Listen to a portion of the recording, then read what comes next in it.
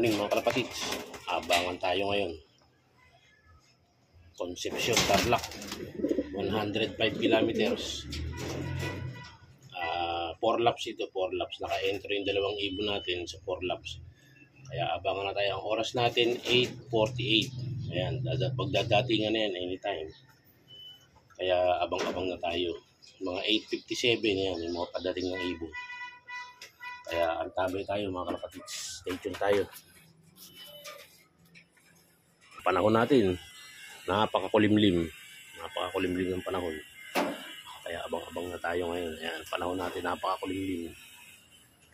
Stay tuned mga kalapatids.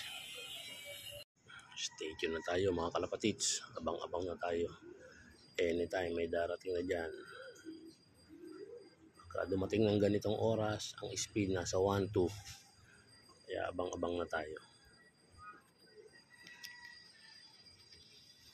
Maaaring dito na naman manggaling yung isa nating ibon. Yung isa naman, umiikot pa yun, tumuronda pa. Pag dumarating. Ayan mga kalapatids, may ibon na tayo. Hop.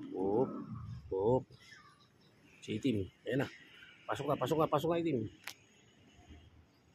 Pasok na. Plak muna natin para pumasok.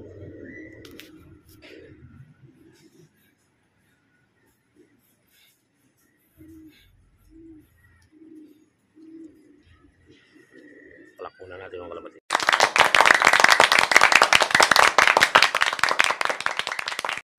$996 pang speed mga kalapatids. Ganyan talaga magiging speed ng mga ibon natin pagka ang panahon ay parang malamig.